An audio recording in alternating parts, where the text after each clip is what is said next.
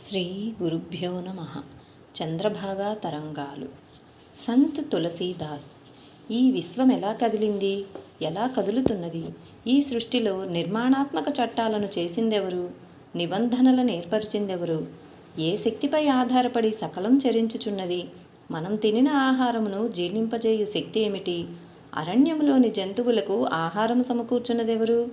ఏ శక్తిపై ఆధారపడి ఋతువులు కదులుచున్నవి, రాత్రింబవళ్ళు తిరుగుతున్నవి? నిశ్చలమైన ఆకాశంలో వాయుస్పందన కలిగించు అదృశ్య హస్తం ఎవరిది? అడవిలోని వృక్షజాలమును కనిపెట్టి పోషించు అదృశ్య తోటమాలి ఎవరు? ఎవరి ఆజ్ఞకు లోబడి జలము ఆవిరి అగుచున్నది? ఏ కట్టుబాటును అనుసరించి ఆవిరి మేఘమగుచున్నది? ఏ శక్తికి తలవంచి మేఘం వర్షించుచున్నది? చెట్టులోని ఫలమునకు మలినమంటకుండా అందమైన చర్మపు పొరను దానిపై కప్పిందెవరు? అనంతకోటి బ్రహ్మాండ స్వరూపము ఎవరి గర్భంలో తలదాచుకొని ఉన్నది? 2 పాళ్ళు ఉదజని 1 పాలు ప్రాణవాయువును కలిపి ప్రాణాధారమైన నీరము నందించిన అద్భుత శాస్త్రజ్ఞుడెవరు? అతడే సృష్టికర్త, సృష్టికి కారణభూతుడు, ఆధారమైనవాడు, ఆకృతియే తానైనవాడు. వ్యష్టిగా గోచరించున్నది తానే, సమిష్టిలో తాండవించున్నది తానే, ఉన్నదంతా తానే. తనకన్యమైనదేదియూ లేదు, భ్రాంతి తప్ప. భ్రాంతికి లోనైన మానవుడు సత్య పదార్థము స్థానే అసత్య పదార్థమును దర్శిస్తుంటాడు. ముత్యపు చిప్పను వెండి అని భావిస్తాడు, గాజురాతిని రత్నమని ఊహిస్తాడు, త్రాడును చూసి పాముని కలవరపడతాడు, పిండి నీళ్లను పాలని నిర్ణయిస్తాడు. దీనికంతటికీ భ్రాంతియే మూల కారణమై ఉన్నది. భ్రాంతి తొలగగానే బ్రహ్మదర్శనం అవుతుంది. మరి బ్రహ్మదర్శనం ఎలా కలుగుతుంది? భ్రాంతి ఎలాగ నిర్మూలింపబడుతుంది?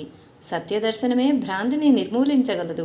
శ్రోత్రియ బ్రహ్మనిష్ఠులైన సద్గురువులను ఆశ్రయించి శ్రవణ మనన నిధి ధ్యాసల ద్వారా తత్వచింతన చేసినప్పుడే సత్యదర్శనం జరుగుతుంది. ఎక్కువ శాతం ఇలాగే తరిస్తారు. కొందరి అనుభవం అందులకు భిన్నంగా ఉంటుంది. వారిలో పరిణామం విచిత్ర పంథాలో కలుగుతుంది. గత జన్మ పుణ్యఫల విశేషము చేత ఏ గురువును ఆశ్రయించకనే, ఏ సాధన చెయ్యకనే ఒక శుభగడియలో ఏదో ఒక సంఘటనకు గురి అయి అమాంతంగా మారి కూర్చుంటారు. ఆ క్షణం నుండి ఆధ్యాత్మిక చైతన్యంలో చెరిస్తారు, ఆదర్శ పురుషులుగా రాణిస్తారు. అట్టి ఆకస్మిక పరిణామంతో చెరించి తరించిన పుణ్యపురుషులలో సంత్ తులసీదాస్ ఒకరు. ఒకనాడు పాదుషా కొలువులో తులసీదాస్ ప్రవచనం చేస్తున్నాడు. ప్రొద్దుగుంకుతున్నది. తులసీదాస్ మనసు ప్రవచనం నందు రమించలేకపోతున్నది.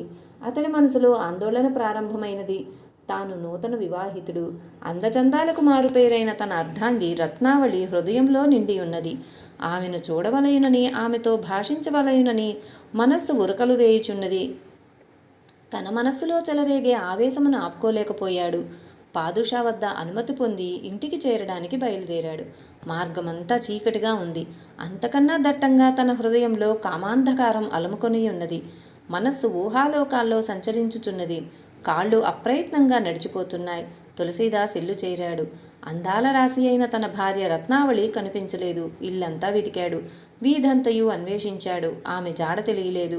ఆవేదనతో అందరినీ అడుగుతున్నాడు. ఇంతలో ఒక ఆవిడ ముందుకొచ్చి, రత్నావళి తల్లికి అనారోగ్యంగా ఉన్నందున ఆమె సోదరుడు వచ్చి పుట్టింటికి తీసుకువెళ్ళాడు.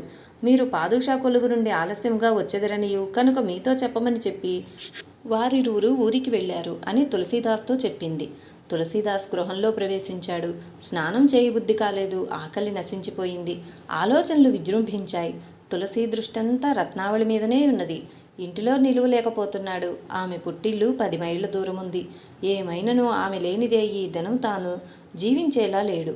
రాత్రి అని కూడా లెక్క చేయకుండా రత్నావళిని సమీపించాలని సంకల్పించాడు. తానొక్కడే బయలుదేరి నడక సాగించాడు. అర్ధరాత్రి సమయానికి రత్నావళి పుట్టింటి గ్రామాన్ని చేరాడు. అత్తగారిల్లు తలుపు గడియ వేసి ఉన్నది. పిలిస్తే వచ్చి తలుపు తీస్తారు. కానీ కామాంధుడై నిశాసమయమని కూడా లెక్కించక ఏ తెంచినందులకు అత్తమామలు తనను అసహ్యించుకుందురేమో అని ఆలోచించసాగాడు. ఇంటి వెనుక వైపు నడిచాడు. వారిది మిద్దె ఇల్లు. మిద్దెపైనున్న గదిలో తన భార్య రత్నావళి నిద్రిస్తూ ఉంటుంది. ఎవ్వరికీ తెలియకుండా మేడెక్కి రత్నావళిని సమీపించాలనుకున్నాడు. మిద్దెలా ఎక్కాలి? మిద్దెకు ఒక త్రాడు గుమ్మం ముందు వేలాడదీయబడి ఉన్నది. దానిని పట్టుకొని పైకెక్కాడు. మెల్లగా మేడగది గుమ్మం ముందు నిలబడి తలుపు తట్టాడు. రత్నావళి దీపం చేత పట్టుకొని వచ్చి చూసింది. తన భర్త ఎదురుగా నిలబడి ఉన్నాడు. తన కళ్ళను తానే నమ్మలేకపోయింది. ఇలా ఆగంతుకంగా అర్థించుటకు కారణమును ప్రశ్నించింది. తులసి తదేకంగా ఆమెను చూశాడు. కామం బుట్టిపడుతున్న కళ్ళతో, రత్న, నీవు నా జీవన ప్రేమ మంజరివి, నా బ్రతుకుబాటను తీర్చిదిద్దే సుందరివి.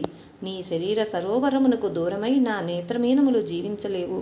పసందైన నీ పొందుకై అర్రులు జాచు నా మనస్సు నిన్ను వదిలి క్షణకాలమైనా జీవించే స్థితిలో లేదు. నీ స్పర్శకు నోచుకొని నా శరీరం కొయ్యముద్దులా పడి ఉంటుంది. మృత్యుముఖంలో ప్రవేశించువానికి అమృతం లభించినచో అతడు యవ్వనవంతుడగులాగున వియోగబాధచే శుష్కించిన నా దేహేంద్రియ మనోబుద్ధులు నీ అధరామృత పానము చే నూతనోత్సాహమును దడసి ఆనంద యవ్వనముతో ప్రకాశించును.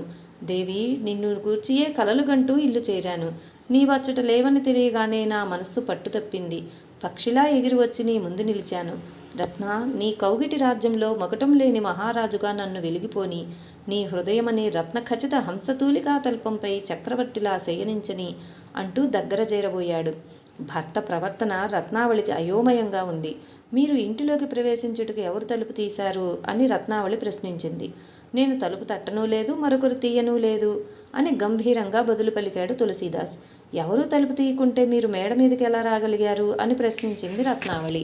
తులసీదాస్ మందహాసమును చిందిస్తూ, రత్న, నేనంతటి అమాయకుడును అనుకున్నావా? నీకు నా మీదున్న ప్రేమను గ్రహించలేనంతటి అసమర్థుడునని భావించావా? వీధి గుమ్మం వైపు తలుపు గడియ వేసి ఉంది. తలుపు తట్టి చూద్దామని ప్రయత్నించాను. మీ తల్లిదండ్రులు మరో విధంగా భావిస్తారేమోనన్న సంశయం నాలో కలిగింది. వెంటనే ఇంటి వెనుక వైపు వచ్చాను.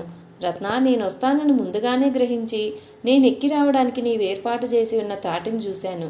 అంతే, ఆ తాటిని పట్టుకొని మేడెక్కి నా పుత్తడి బొమ్మ పక్కన నిలిచాను అన్నాడు. తులసి మాటలు రత్నావళికి అర్థం కాలేదు. తాను త్రాటిని ఏర్పాటు చేయడం ఏమిటి? అంతా అగమ్యగోచరంగా ఉంది. దీపమును చేతపట్టుకుని గోడ దగ్గరకు వచ్చింది. తులసీదాస్ ఆమెను వెంబడించి నడుస్తున్నాడు. తీరా పరిశీలించి చూస్తే అక్కడ త్రాచుపాము వేలాడుతున్నది. తులసీదాస్ పట్టుకుని ఎక్కి వచ్చింది పామేనని రూఢయింది. త్రాచుపామును చూడగానే తులసి ఉలిక్కిపడ్డాడు. ఏమిటి ఇది, త్రాచుపామా? రత్న, నీవు నా కొరకు తాడును వేసి ఉంచినది అసత్యమా? తెల్లబోయాడు.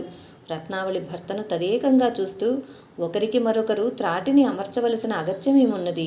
ఎవరి త్రాటిని వారే తయారు చేసుకుంటున్నారు. మోహ జీవితంలో పడి ఆ త్రాటితోనే ఉరి తీసుకుంటున్నారు.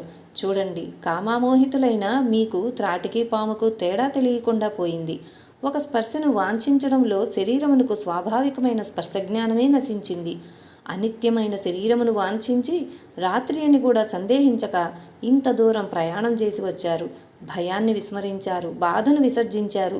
ఏమున్నది శరీరంలో? రక్తమాంసాలతో నింపబడిన ఈ దుర్గంధ మలిన కోపంపై ఎందుకంత వ్యామోహం? చర్మముతో కప్పబడిన పెంటకొప్పపై ఎందుకంత మమకారం? రక్త శల్య మాంసాదులతో నిర్మితమైన స్త్రీ శరీరముపై మీ వ్యామోహం ఎంత సమంజసమో ఆలోచించండి. అందులో ఏ కొద్దిపాటి ప్రేమనైనను పరంధాముడైన రామచంద్రునిపై మరల్చగలిగినచో మీరీ పాటికి వైకుంఠ ప్రాప్తినే పొంది ఉండేవారు అని రత్నావళి ఆవేశపూరితంగా మాట్లాడేసింది. రత్నావళి అమర సందేశం తులసి హృదయంపై చెదరని ముద్ర వేసింది. తన తప్పిదమేమిటో తెలిసి వచ్చింది. ఇంతవరకు తన కన్నులను కప్పియున్న కామపు పొరలన్నీ కరిగిపోయాయి. హృదయంలో భగవంతుని కొరకు ఆరాటం ప్రారంభమైంది. రత్నావళి పలుకులలోని సత్యం అతని అంతఃకరణను కదిలించి వేసింది. రాముడొక్కడే జీవిత గమ్యం, రాముడే బంధువు, రాముడే రక్షకుడు. రాముని కరుణా ప్రభావం చేతనే త్రాచుపాము తనను కరువలేదు.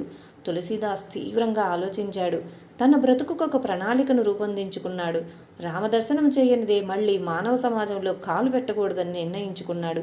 జ్ఞానబోధ చేసి తన కళ్ళు తెరిపించిన తన భార్య రత్నావళిని గురువుగా భావించి నమస్కరించాడు. సమస్తమును త్యజించుటకు వీలుగాని శరీరమును మనస్సుతో తోడు తీసుకొని బయలుదేరాడు. భగవానుడు పతిత పావనుడని నేను విన్నాను. నేను పతితుడను, నా స్వామి పతిత పావనుడు. ఆహా, ఎంత చక్కటి సంబంధం కలిగినది! గణిక, గజేంద్ర, అజామిళాది ఎందరో పాపులను భగవానుడు ఉద్ధరించినట్లు శాస్త్రం ప్రవచిస్తున్నది. ఎందరో పాపులు భగవానుని అనంత కృపారసమునకు పాత్రులైనట్లు తెలియచున్నది. భగవన్నామమును ఇచ్చలేకుండా ఉచ్చరించినను నరకద్వారము నుండి బయటపడి స్వర్గమును ప్రవేశింతురు.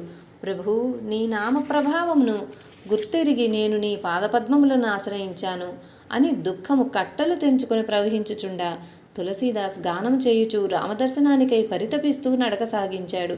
తులసీదాస్ ఒంటరిగా బయలుదేరాడు. తీర్థక్షేత్రాలన్నీ దర్శించాడు. చివరగా కాశీక్షేత్రం చేరాడు. పుణ్యక్షేత్రమైన కాశీలో స్థిరపడి సాధన సాగించాలని భావించాడు. నిత్యం గంగానదిలో స్నానమాచరించేవాడు. ఒక రావి చెట్టు క్రింద కూర్చుని కఠోర తపస్సు ప్రారంభించాడు. నిత్యం పవిత్ర గంగానదిలో స్నానమాచరించి ఒక చెంబులో గంగాజలం తీసుకుని వచ్చి రావి చెట్టుకు పోసి ఆ చెట్టు క్రింద ఆసీనుడై సాధన చేయసాగాడు. ఒకనాడు తాను సాధనకు ఉపక్రమించినసరికి ఆ రావి చెట్టు మీద నుండి ఒక బ్రహ్మరాక్షసి దిగివచ్చి తులసీదాసు ముందు ప్రత్యక్షమైంది. తులసి ఆశ్చర్యపడ్డాడు. ఇదేమి వైపరీత్యం? పుణ్యానికి పోతే పాపం ఎదురైనట్లు రామదర్శనాన్ని కాంక్షించి సాధన చేయడమేమిటి? రాక్షస దర్శనం లభించడమేమిటి? తులసీదాస్కు ఏమీ అవగతం కావడం లేదు. ఇంతలో ఆ బ్రహ్మరాక్షసి తులసీదాస్కు నమస్కరించి, మహాత్మా, నేనొక శాపవశాత్తు ఈ రావి చెట్టుపై బ్రహ్మరాక్షసినై ఉంటున్నాను. నీవు పవిత్ర గంగాజలమును చల్లుటచే నా పాపమంతయు ప్రక్షాళనమై నేను పవిత్రమయ్యాను. నాకింతటి మహోపకారం చేసిన నీకు ఏదైనా సహాయం చేయవలేనని నా మనస్సు గుర్రూతలూగుచున్నది. ఇంతకీ నీవెవరు? దేనిని ఆశించి ఇక్కడ తపమనొచ్చుచున్నావు అని ప్రశ్నించింది. తులసీదాస్ కొన్ని క్షణాలు మౌనం వహించాడు. తన గత జీవిత చరిత్ర పుటలు మనోనేత్రమునందు తిరుగుతున్నాయి. ప్రసన్నవదనుడై తన జీవితగాథను బ్రహ్మరాక్షసికి చెప్పడానికి ప్రారంభించాడు. పరమ పవిత్రమైన తీర్థప్రయాగకు సమీపమున గల రాజ్పూర్ అను చోట ఆత్మారాం దుబే, హులసి అను దంపతులకు నేను బిడ్డడనై జన్మించాను. నా జననం అశుభగడియలో జరిగిందనియు నా వలన కుటుంబమునకు అపాయము సంభవించగలదనియు భావించి నా తల్లి నన్ను పరిచారిక స్త్రీకి దానం చేసింది. 5 సంవత్సరములు నాకు నిండాయి. నన్ను పెంచుతున్న ఆ సాధ్వి కూడా కన్నుమూసింది.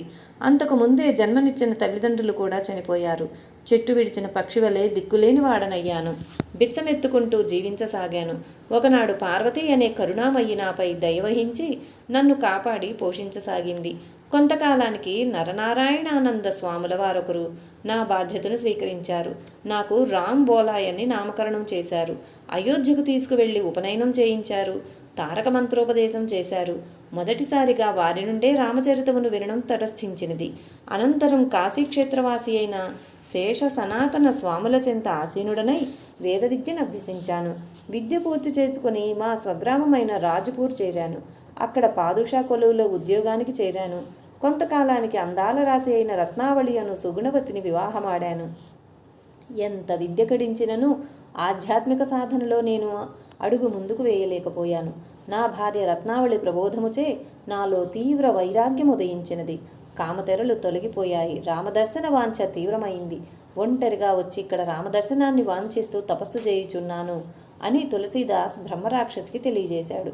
తులసీదాస్ జీవితగాథను ఆలకించిన బ్రహ్మరాక్షసి, భక్తశేఖర, నీవు నాకు పాప విముక్తిని ప్రసాదించావు. దాని కృతజ్ఞతగా నేను నీవు తరించు మార్గమును తెలియజేసేదను. రామదర్శనం పొందుటకు నీకు చక్కటి ఉపాయమును తెలిపెదను. నీవు హనుమాన్ ఘాట్ దగ్గరకు వెళ్ళుము. అక్కడ ప్రతి నిత్యం ఒక మహాత్ముడు రామాయణ ప్రవచనం చేయుచుండును. అచ్చోటికి ఆంజనేయ స్వామి అనుదినము అరుదించును. అతడు సామాన్యుని వల్లే కనపడును. ఉపన్యాస స్థలమునకు అందరికంటేను ఎవరైతే ముందుగా వత్తురో, ఉపన్యాసానంతరం ఎవరైతే చివరగా వెళ్ళుదురో ఆ ముదుసలియే హనుమంతుడని గుర్తించుము. నీవతని అనుసరించుము. అతడు నిన్ను లక్ష్యపెట్టడు. నీపై కోపగించుకొనును, తిరస్కార భావంతో చూచును. అయినను నీవతన్ని వదలకుండా వెంబడించు. అంజనీపుత్రుని ఆశీర్వాద బలంతో నీకు రామదర్శనం కలుగగలదని తెలియజేసి బ్రహ్మరాక్షసి అంతర్ధానమయ్యెను. తులసీదాస్ పరమోత్సాహంతో హనుమాన్ ఘాట్లో ప్రవచనం జరుగు ప్రదేశానికి అరుదించాడు. మొదటే ప్రవేశించి చివరన నిష్క్రమించే హనుమంతుని గుర్తించాడు. అతనిని అనుసరించి నడిచాడు. హనుమంతుడు ఒక అరణ్యంలో ప్రవేశించాడు. తులసీదాస్ ఆంజనేయుని అనుసరించి నడుస్తున్నాడు. హనుమంతుడు తులసీదాసును చూశాడు. తనను అనుసరించి రావలదని సైగ చేశాడు. తులసీదాస్ పవనకుమారుని పవిత్ర పాదాలను గట్టిగా పట్టుకున్నాడు. తన జీవితాన్ని కడతీర్చమని ప్రార్థించాడు. తనకు రామదర్శనం కలుగు మార్గమును తెలియజేయమని విలపించాడు. తులసి ఆవేదన మారుతి హృదయాన్ని కదిలించి కరిగించింది. తులసి వ్యధ చెందకు.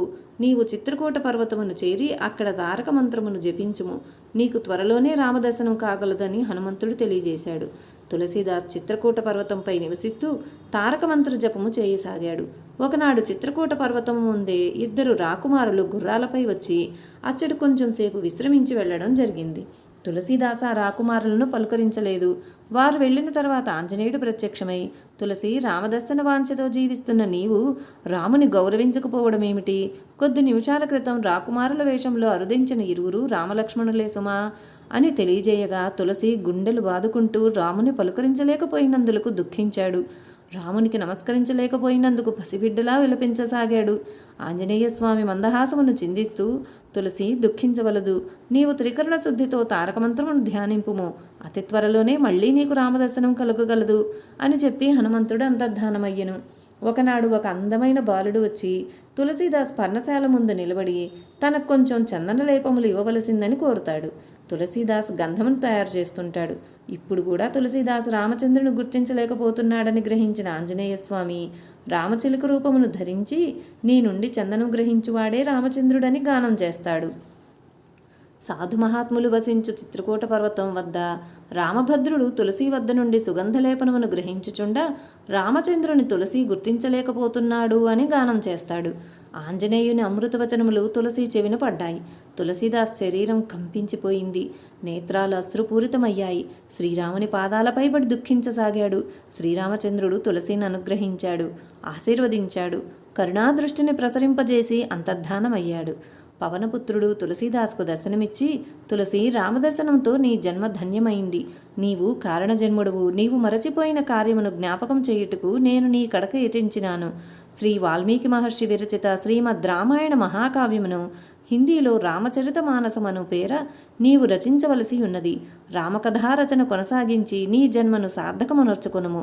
నీవు నీ భార్యతో కూడి వానప్రస్థాశ్రమమున ప్రవేశించి నిత్యము రామకథను వ్రాయిచు వ్రాసిన ప్రతులను మహాభక్తురాలైన నీ భార్యకు వినిపించుచు నిరంతరం రామధ్యానంలో రమించి తరించుము అని ఆశీర్వదించి అంతర్ధానమయ్యెను. హనుమంతుని సలహాను శిరోధార్యంగా భావించి భార్యను పిలిపించి వానప్రస్థాశ్రమ ప్రవేశం చేసి రామచరితమానసమును పవిత్ర గ్రంథమును హృదయరంజకంగా రచించుటకు ఉపక్రమించెను. రామకథ నడుచుచుండగా సాక్షాత్తు రాముడే తన ముందు కలియాడుచున్నట్లు తులసీదాసునకు అనుభూతి కలిగేది. నిరంతరం రామజ్యోతిని హృదయమందిరంలో ప్రతిష్ఠించుకుని రామనామామృతమును పానము చేయుచు రామరూపమును దర్శించుచు రామగానమును ఆలకించుచు తన ధర్మపత్ని యగు రత్నావళి సేవలు చేయుచుండా రామచరితమానసమును రచింపసాగెను. ఒకనాడు తులసీదాసు కుటీరంలోకి ఇరువురు చోరులు ప్రవేశించారు.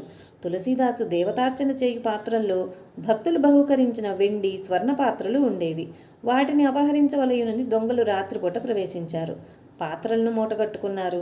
నిష్క్రమించబోవు సమయంలో కుటీరం ముందు ఇద్దరు కాపలాదారులు తుపాకులు ధరించి నిలబడి ఉన్నారు. రాత్రంతయు చోరులు కుటీరంలోనే ఉండవలసి వచ్చింది. ఉదయముననే తులసీదాసు లేవగానే చోరులిరువురు తులసీదాసు పాదాలపై పడి క్షమాభిక్ష కోరారు. గుమ్మం వద్ద నిలబడి ఉన్న కాపలా వారెవరని ప్రశ్నించారు. తులసీదాసు వచ్చి చూడగా అక్కడ కాపలాదారులెవరూ లేరు. నేనే రామసేవకుడిని, నాకు సేవకులా అని తులసి చింతించసాగాడు. పరిస్థితి అంతయు అర్థమైంది. తనను కాపాడుటకు రామలక్ష్మణులే కాపలాదారులుగా వచ్చారని గ్రహించాడు. రామలక్ష్మణుల దర్శన భాగ్యం పొందిన చోరులు పుణ్యాత్ములని భావించి వారి పాదాలపై పడ్డాడు. తులసీదాసు భక్తి ప్రపత్తులు చోరులను పూర్తిగా మార్చేశాయి. వారిలో కూడా భక్తి బీజాలు మొలకెత్తాయి. ఆహా, మహాత్ముల సహచర్యంలో లభించనిదేముంటుంది? రామచంద్రుని కృపావాత్సల్యమునకు తులసి గగుర్పాటు చెందాడు. హే రామా, నేనెంత అపరాధం చేశాను. విలువైన పాత్రలు కుటీరంలో ఉంచుకొని చోరుల మనస్సుల్లో వాంఛలు కలిగించాను. వాటిని రక్షించడానికి త్రిభువన పాలకుడువైన నీవు రాత్రంతయు కుటీరం ముందు కాపలాదారుగా ఉండవలసి వచ్చింది. రామా, ఇలాంటి వ్యామోహాలకు భక్తుల మనస్సుల్లో స్థానం ఉండకూడదు అని చింతిస్తూ తన కుటీరంలోనున్న స్వర్ణ రజత పాత్రలను పేదలకు దానం చేశాడు. రామ, సంకళ్ళ నుండి విముక్తి పొందాను. ఇక మీదట సదా నీ నామస్మరణ చేయుచూ జీవిస్తాను. నీ భక్తులకు సేవ చేయుచూ మనుగడను సాగిస్తాను. నీ గుణగానముతో కాలమును సద్వినియోగం చేసుకుంటాను. అనిత్యమైన ప్రాపంచిక వస్తువులను విషతుల్యంగా భావిస్తాను. నీ దయను రుచి చూసిన నా మనస్సు భవబంధాలను తయారు చేసుకోదు. రామా, కోదండపాణి, ఆశ్రితజన రక్షక, కరుణించు తండ్రి.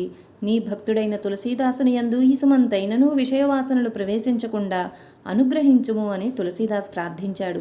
ఒకనాడు తులసీదాస్ తన కుటీరంలో భక్తులకు అన్న సంతర్పణ చేస్తాడు. భక్తుల సంతృప్తిలోనే భగవంతుని సంతృప్తి నిండియున్నదని తులసీదాసు విశ్వాసము. షడ్రసోపేతమైన పదార్థములు తయారు చేయిస్తాడు. భక్తులందరూ వస్తారు. వారిని ఆహ్వానించి సముచిత స్థానములందు ఆసీనమగునట్లు ఏర్పాట్లు చేస్తాడు.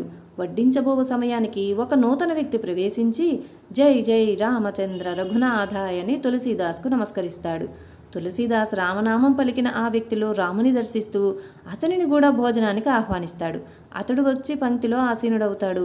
అతడి రాకను గమనించిన ఇతరులు తులసీదాసును పిలిచి, తులసి, నీవిప్పుడు భోజనానికి ఆహ్వానించిన వ్యక్తి చాలా దుర్మార్గుడు, హంతకుడు, భక్తులకు జరుగు సమారాధనమే అపవిత్రమగునని పలికిరి. తులసీదాస్ భక్తులకు నమస్కరిస్తూ, అయ్యా క్షమించండి, అతడు నా వద్దకు వచ్చి రామనామమును ఉచ్చరించెను. రామనామం ఉచ్చరించినచో సకల పాపములు ప్రక్షాళనమగునని తమకు తెలియంది కాదు. అందుకే నేను అతన్ని ఆహ్వానించాను. అదియునుగాక ఒకరి పాపముల నించుటకు మనమేపాటి వారమో, ఇతరుల పాపముల జాబితాను లెక్కించమని భగవానుడు మనల్ని ఈ లోకానికి పంపలేదు. మన పాపములను గుర్తించి ప్రక్షాళనం చేసుకుని తరించమని పంపించాడు. కనుక దయచేసి వచ్చిన అతిథికి భుజించుటకు అనుమతినివ్వండి అని ప్రార్థిస్తాడు. తులసీదాస్ అభ్యర్థన వారికి నచ్చలేదు. తులసి, నీ వాదం నిరాధారంగా కనపట్టుచున్నది. అతడు రాకచే ఇప్పటికే ఈ ప్రదేశం అపవిత్రమైనది. అతడు మాతో కలిసి భుజించినచో ఆహారం కూడా శుద్ధిని కోల్పోవును. నీవు చెప్పు మాటలను యథార్థమని మేము నమ్మలేకపోతున్నాము. నీవు మాకేదైనా నిదర్శనం చూపగలిగినచో మేము నమ్మగలము అని పలికిరి. తులసీదాస్ తన హృదయాంతర్యామి అయిన రామునికి నమస్కరించాడు. భక్తులను ఉద్దేశించి, మహాత్ములారా, మీ ఉద్దేశం అదే అయినచో తప్పక నిదర్శనం గోచరించగలదు. భగవంతుని ఆమోదం లభించిన పిమ్మటనే మీరు భుజించవచ్చును, రండి అని భక్తులను వెంటబెట్టుకుని తన ఆశ్రమ ప్రదేశం పక్కనే ఉన్న శివాలయంలోకి ప్రవేశించెను. ఒక పళ్ళెరంలో ఆహార పదార్థములుంచి అవి ఆలయంలో శివసన్నిధిలో ఉంచాడు. తులసీదాస్ భక్తులందరూ వీక్షించుచుండ చేతులు జోడించి, హే భక్తవత్సల, విశ్వేశ, రామనామం వ్యక్తి పాపములను పోగొట్టలేదా? పతితుడైన భక్తుడు భుజించుటచే సమారాధన మలినపడుతుందా? నేను చేసినది అపరాధమా? నేను నిరపరాధి అయినచో ఈ ఆహారమును నందీశ్వరుడు భుజించుట ఏ నిదర్శనం అని పలికి నేత్రములు మూసుకొని రామనామస్మరణ చేయుచుండెను. జై జై విశ్వేశ్వర, విశ్వనాథ. భక్త సమూహం వీక్షించుచుండగానే నందీశ్వరుడు కదిలి వచ్చి ఆహారమును భుజించెను. భక్తులందరూ ఆశ్చర్యచకితులై తులసీదాసు పాదములపై పడిరి. భక్తవత్సలుడైన భగవానునికి భక్తులయందున్న అపార ప్రేమకు తులసీదాసు నేత్రముల నుండి ఆనంద భాష్పములు దరాలినవి. ఒకనాడు ఒక స్త్రీ విలపిస్తూ తులసీదాస్ చెంతకు వస్తుంది. భక్తుడైన తులసీదాసును ఆమె ఆర్తనాదము ఆవేదనకు గురి చేస్తుంది. వెంటనే తులసీదాసు ఆమె వైపు చూసి దీర్ఘ సుమంగళీ భవ అని ఆశీర్వదిస్తారు. ఆ ఆశీర్వాదం ఆమె దుఃఖమును రెట్టింపు చేసింది. మహాత్మా, నా భర్త ఇప్పుడే చనిపోయాడు. నేను ఆ నరకయాతనను అనుభవించలేక తమ సన్నిధికి పరిగెత్తుకుంటూ వచ్చాను. తమరు కూడా నన్ను అపహాస్యం చేస్తున్నారు అని దుఃఖించసాగింది. తులసీదాసు నిర్ఘాంతపోయాడు. తల్లి, నీ భర్త మరణించిన విషయం వాస్తవంగా నాకు తెలియదు. నా నోటి నుండి అప్రయత్నంగా ఆ పలుకులు వచ్చినవి. రాముడే అలా పలికించాడు. రాముని అమృతవాక్కులు వృధా కావడానికి వీల్లేదు. నీవు వెళ్ళి చనిపోయిన నీ భర్త చెవిలో రామనామం ఉచ్చరింపుము. సందేహించవలదు, విశ్వాసంతో వెళ్ళుము. రామనామ మహిమ అపారము అని తులసీదాస్ తెలియజేశాడు. ఆమె పరిగెత్తుకుంటూ ఇల్లు చేరింది. తన భర్త చెవిలో రామా రామా అని విశ్వాసంతో ఉచ్చరించింది. అంతే, ఆమె భర్త నిద్ర నుండి లేచినట్లు లేచి కూర్చున్నాడు. అందరూ విస్మయం పొందారు. రామనామ ప్రభావమునకు ఆశ్చర్యచకితులైనారు. తులసీదాసులోని భక్తి ప్రపత్తులకు శిరమోడ్చి నమస్కరించారు. ఈ వార్త నగరమంతయు వ్యాపించినది. తులసీదాస్ మహాభక్తుడని జనులందరూ కొనియాడసాగారు. తనకేమియూ తెలియదనియు, అంతయు రామచంద్రుని వైభవమేననియు తనను స్తుతించు జనులకు తులసీదాసు తెలియజేసేవాడు.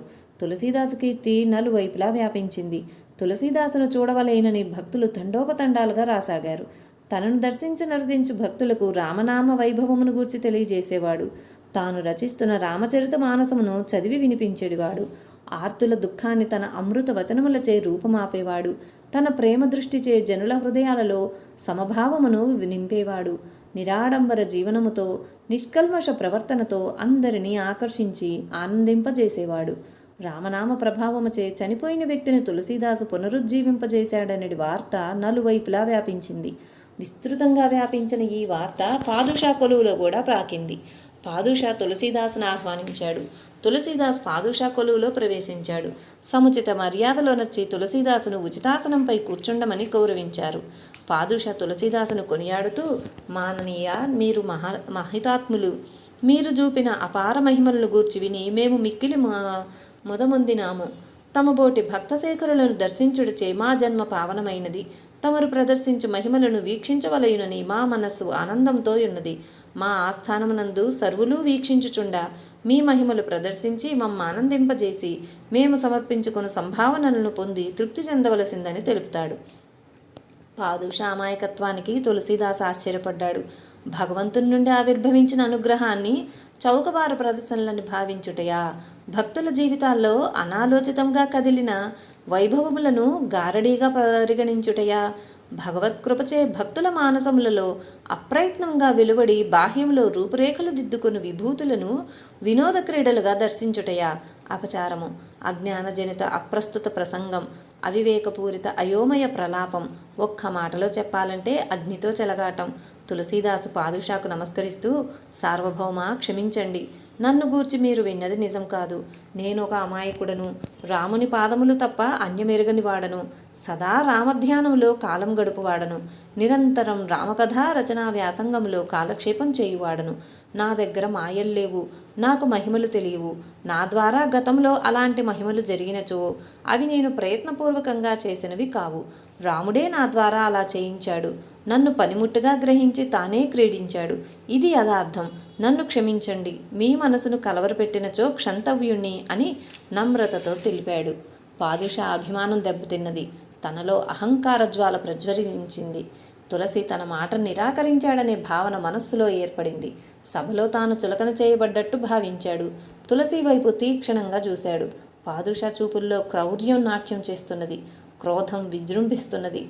ప్రతీకారం చెలరేగుచున్నది. తులసిని సమీపించి, భేష్ తులసి, నీ సాహసం ప్రశంసనీయమైనది. ఈ రాజ్యానికి మేము చక్రవర్తులమనిన మాటను విస్మరించి నీవు అధిక ప్రసంగం చేశావు. మాకే నీతులు బోధించడానికి సిద్ధపడ్డావు. మమ్ము తిరస్కరించడం వలన కలిగే పర్యవసానాన్ని కూడా నీ మనస్సు ఊహించలేకపోయింది. నలుగురు అమాయకులు నిన్ను చుట్టుముట్టి భక్తుడని కీర్తించగానే నీ అహంకారం అవధులు దాటింది. నీవెలా ప్రదర్శించవో చూచెదము అని సేనాపతిని పిలిచి తులసీదాసును స్తంభమునకు కట్టి కొరడాచే బుద్ధి చెప్పవలసిందని ఆజ్ఞాపిస్తాడు. రాజభవనంలో స్తంభమునకు తులసీదాసును కట్టి బంధించారు. జనులందరూ చుట్టూ చేరి ఈ ఘోరాన్ని తిలకిస్తున్నారు. సేనాధిపతి కొరడా తీసుకుని వచ్చి తులసీదాసు ముందు నిలిచాడు. చీమకైనా కీడు తలపెట్టని మహితాత్ముని అంత భయంకరంగా హింసించుటకు అధికార దుష్టమానవులు వెనుకాడలేదు. తులసీదాసు నేత్రాలు మూసి రామనామామృతాన్ని పానం చేస్తున్నాడు. సేనాధిపతి కొరడా ఝుళిపించాడు. అంతే, అత్యద్భుత మహిమ ప్రదర్శించబడింది.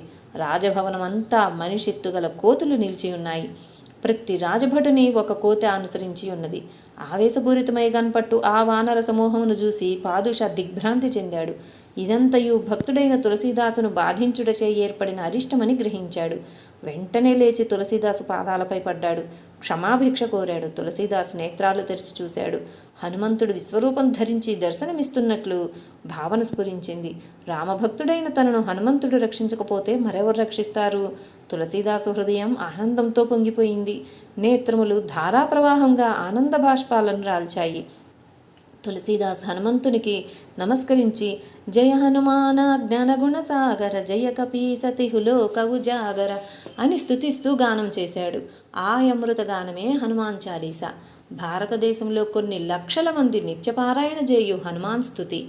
పాదుషా తులసీదాసు పాదాలపై పడి అతడి బంధములను తొలగించెను. వానర సమూహమంతయు అదృశ్యమయ్యెను. తాను తరించు మార్గమును బోధించమని పాదుషా తులసీదాసును శరణుజొచ్చెను.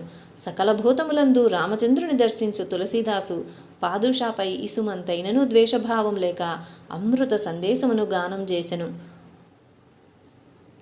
ఓ మానవుడా, సదా ప్రేమాతిశయముతో రామనామమును జపించుము. కలియుగమున ఆదియే ఉత్తమోత్తమమా సాధనము. వైరాగ్య యోగ యాగ తప ధ్యానాదుల కన్నను రామజపమే ఉత్కృష్టము. రామనామము మణిలాంటిది, జగత్తు సర్పములాంటిది. మణిని గ్రహించినచో సర్పము కలత చెంది నశించును. అలాగే రామనామమును మణిని గ్రహించినచో జగత్తను సర్పము మాయమగును. రామనామమే ప్రేమసాగరం. రామనామమే పరమార్థ స్వరూపము. రామనామమే తులసీదాసునకు జీవనాధారము అని కీర్తన ద్వారా బోధించి తన కుటీరమునకేగెను. కాశీక్షేత్రములో ప్రియదాసను పండితుడుండెను. అతడు భక్తుల చరిత్రలను గూర్చి భక్త విజయమును గ్రంథమును రచించెను. దానిని ప్రతిదినము సాయంత్రం ఒక ఆలయములో కూర్చుండి భక్తులకు వినిపించుచుండేవాడు. ఇలా జరుగుచుండగా ఒకనాడు ప్రియదాసు గ్రంథమును చదువుటకు ఉపక్రమించగా ఆ గ్రంథం మధ్యలో తులసీదాసు మహనీయుని చరిత్రం వ్రాయబడి ఉండెను. ప్రియదాసు ఆశ్చర్యపడెను. తాను తులసీదాసు చరిత్ర వ్రాయలేదు. అలాంటప్పుడు గ్రంథమధ్యమున ఆ చరిత్ర ఎలా వచ్చింది? దానిని రచించిందెవరు? ఈ వైభవును ఊహించుటకు ఎక్కువ కాలం పట్టలేదు. రాముని చరిత్రమును రామచరితమానసమను పేరు తులసీదాసు రచించుచుండా తులసీదాసు చరిత్రమును శ్రీరామచంద్రుడే రచించి ప్రియదాసు గ్రంథంలో చేర్చినాడు. భక్తులనిన భగవానునికి ఎంత ప్రీతియో ఈ సంఘటన ద్వారా తేటతెల్లమగుచున్నది. ఈ అద్భుత మహిమను గాంచి అచ్చెరువొంది ప్రియదాసుడు భక్తజనులతో గూడి తులసీదాసు దగ్గరికి ఏతించెను. తులసీదాసు పాదాలపై బడి జరిగిన వృత్తాంతమంతయు ప్రియదాసుడు వివరించెను. తులసి ప్రియదాసుని కౌగలించుకుని రామకృపను గాంచి పరవశుడై కన్నీరు గార్చెను. రామచంద్రుని ప్రేమ అపారమని, రామనామముపై విశ్వాసముంచి ధరించమని తెలియజేసెను. రామనామ విశ్వాస ప్రభావం వర్ణనాతీతము. విషమును మీరాబాయి నవ్వుతూ పానము చేసింది. దైవముపై ఆమెకు గల విశ్వాసం విషమును అమృతంగా మార్చింది. తులసీదాసునకు రామనామమునందు గల విశ్వాసం వర్ణించుటకు వీలు కానిది. రామచంద్రునిపై విశ్వాసముంచి జీవించు వారిని చూచి యముడు కూడా భీతి చెందును అని తులసీదాసు పారవస్యంతో గానం చేశాడు. ఒకనాడు జహంగీరు పాదుషా తన ఆస్థానమునకు తులసీదాసును రప్పించి అతనికి బహుమానముగా ధనమియ్యబోయెను. తులసీదాసు నిరాకరించుచు భక్తుడైన వానికి ధనముతో పనిలేదు, ధన వ్యామోహముల వలన మనసు కలత చెంది ధ్యానం వక్రించునని తెలిపెను. అంతట జహంగీరు కలుగు చేసుకుని, మహాత్మా, ధనము మీకు అవసరం లేదని నాకు తెలుసు. మీలాంటి మహాత్ముల దగ్గర ధనముండినచో అది సత్కార్యమునకు ఉపయోగపడగలదు అని తెలుపగా తులసీదాసు చిరునవ్వును చిందిస్తూ, మాయ ఏ రూపంలో వచ్చినను నాలో ప్రవేశించుటకు నేను అనుమతించను. మీ ధనమును మీ దగ్గరే ఉంచుకుని చేయదగిన మంచి పనులేమిటో మీరే చేయండి. మీ ముందు నా అరచేతిని జాపినచో మీరందులో ఉమివేసినను నేను భరించవలసి వచ్చును అని తెలియజేయగానే జహంగీరు సిగ్గుతో తల వంచుకొనెను. శ్రీమద్ వాల్మీకి రామాయణమును హిందీలో రామచరితమానసమును పేర రచింపబూని ఆ పవిత్ర గ్రంథమును అయోధ్యలో పూర్తి చేసెను. శ్రీ తులసీదాసు మహనీయుడు 125 సంవత్సరములు సంపూర్ణ జీవితమును కొనసాగించినట్లు తెలియచున్నది. రోహిదాస్, నందదాస్, మీరాబాయి ఇత్యాది భక్తులతో తులసీదాసు మహనీయునికి పరిచయం ఉన్నట్లు తెలియచున్నది. ఇతడు దోహావళి, వినయపత్రిక, జానకీ మంగళ్, గీతావళి, రామచరితమానసము మొదలగు గ్రంథములను రచించెను. వీరి రచనల్లో వినయపత్రిక, రామచరితమానసము అతి ప్రాముఖ్యమైన గ్రంథములు. నిర్మలమైన జీవితమును గడిపి నిరాడంబరముగా మెలిగి సదా రామనామోచ్చారణతో బ్రతుకును ధన్యత చేసుకొని ఇతరులకు ఆదర్శప్రాయుడై నిలిచిన మహానుభావుడు సద్గురు సంత్ తులసీదాసు మహాశయుడు. మానవ జన్మ ప్రాప్తించినది భగవంతుని పొందుటికేననియు నిరంతరం భగవన్నామామృత పానము చేయువారు ధన్యజీవులై మోక్ష సామ్రాజ్యము నధిష్ఠించెదరని తులసీదాసు మహనీయుడు తన దివ్య సందేశమునందించాడు. బ్రహ్మాంబోధి సముద్భవము, కలికల్మషహరము, అక్షయము, శంకర సేవితము, సంసార రోగముల రూపమాపు ఔషధము, సుఖకరము, జానకీ జీవనమైన రామనామామృతమును సదా సేవించువారు ధన్యజీవులు అని తులసీదాస్ తన అంతిమ అమర సందేశమును గానం చేసెను. జై జై భక్తమందారాయ నమః. జై శ్రీరామ్.